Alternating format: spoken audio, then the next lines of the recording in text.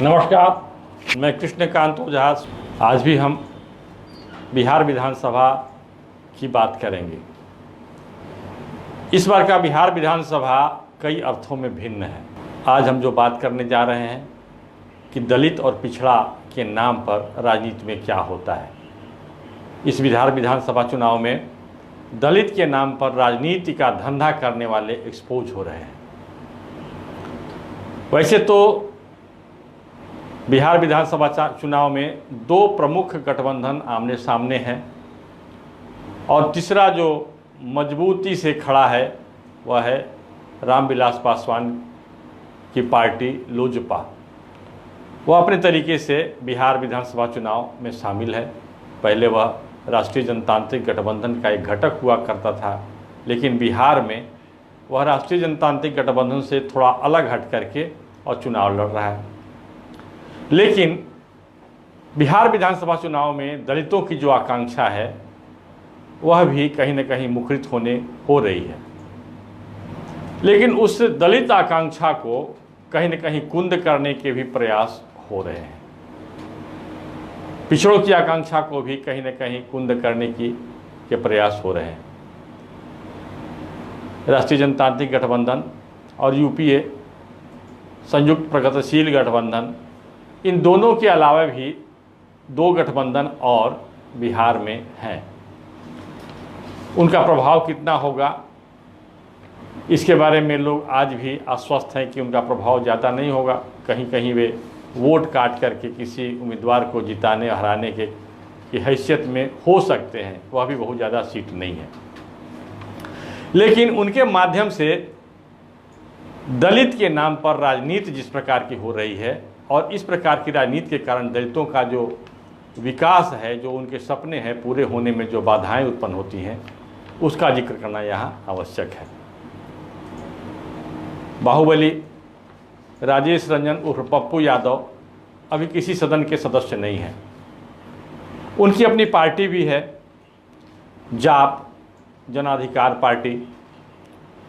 जब उन्हें किसी गठबंधन में स्थान नहीं मिला तब उन्होंने अपने प्रयास से एक अलग गठबंधन करने का योजना बनाई। देश में कई पार्टियां हैं जो अपने अपने तरीके से अपनी दुकानदारी, राजनीतिक दुकानदारी चला रही हैं।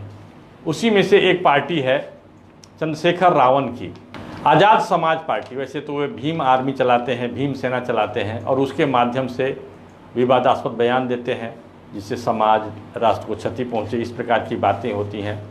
ऐसा भी कहा जाता है, उन पर आरोप लगता रहा है कि वे इस प्रकार के बयान या इस तरह के डिस्ट्रक्टिव अराजक कार्य इसलिए करते हैं ताकि उनको बाहर से, विदेश से फंड मिलता रहे, पैसा मिलता रहे।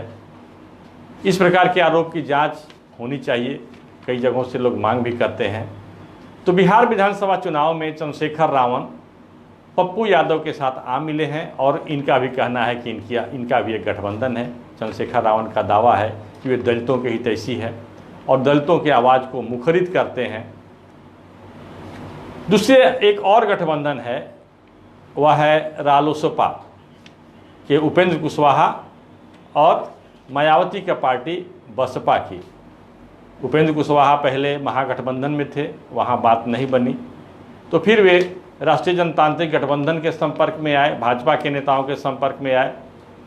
सभी जानते हैं कि उपेंद्र कुशवाहा और नीतीश कुमार में 36 के आंकड़े हैं।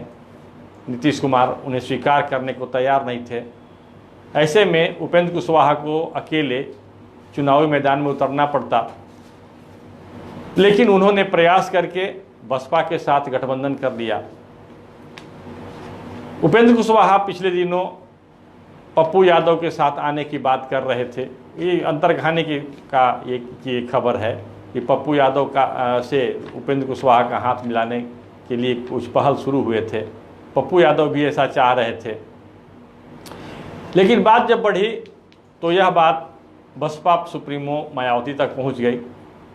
मायावती ने सिरे से खारिज कर दिया इस प्रस्ताव को, कहा कि चंद्रशेखर रावण के साथ जाना हमारा उचित नहीं होगा, क्योंकि हमारे हित, हम जिस समूह के, जिस समुदाय के लिए लड़ते हैं, उसी समूह के लिए उसी में से निमारी करने का प्रयास चंद्रशेखर रावण करते हैं। तो यहाँ एक बात स्पष्ट हो रही है कि जो दलित हैं, महादलित हैं, उनको उनके जो हित की रक्षा करने के जो दावा करते हैं वे उन्हें उस रूप में नहीं देखते। वे उन्हें केवल और केवल वोट के तौर पर देखते हैं, ठीक उसी प्रकार से जैसे बाजारवाद के दौर में मनुष्य को या तो विक्रेता, क्रेता, उपभोक्ता या संसाधन के रूप में देखा जाता है। तो इस प्रकार की जब दृष्टि होती है, बाजारवाद की दृष्टि जब होती है, तो उससे दलितों का कल्याण संभव नहीं है। यह एक ईमानदार प्रयास नहीं हो सकता है। और वैसे भी कहा गया है कि जो भारत की राजनीति है, जो लोकतंत्र है, इसमें सहयोग और समन्वय की प्रमुख भूमिका है। लेकिन चंद्रशेखर रावण जैसे जो लोग हैं, जिस प्रकार की राजनीतिक व्यूह रचना करते हैं, उसमें सहयोग और समन्वय की कहीं कहीं स्थान ही नहीं है। ये बिल्कुल और बिल्कुल संघर्ष की बात करते हैं, और जब संघर्ष की बात होगी तो संघर्ष में तो विध्वंसी होता है। संघर्ष की बात वहीं तक होती है जिसमें कि उनके जो पीड़ित हैं, जो पिछड़े हैं, जो दलित हैं, जो दबे कुचले हैं, उनकी आवाज़ सामने आ जाए, लोगों के जेहन में आ जाए। इसके बाद तो रचना की बात होनी चाहिए। लेकिन चंद्रशेखर रावण ऐसा करेंगे तो शायद उनकी दुकानदारी बंद हो जाएगी, और ये बिहार को अपना प्रयोग स्थल बनाना चाहते हैं।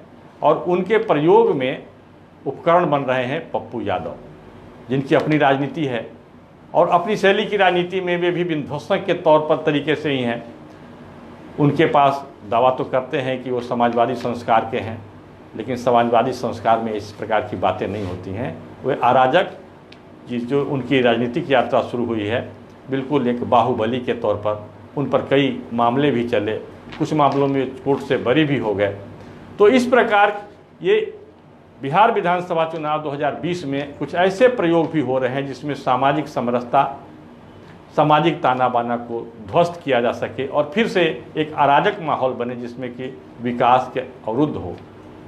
बिहार का तो विकास अवरुद्ध हो सकता है, लेकिन उनकी दुकानदारी ऐसे में जब अराजक माहौल बनेगा तो चल पड़ेगी। इन सब बातों को भी आम आदमी तक, दलितों तक, पिछड़ों तक, अगड़ों तक, जो सब भी मतदाता हैं उन तक ले जाने का प्रयास हमारा जारी रहेगा।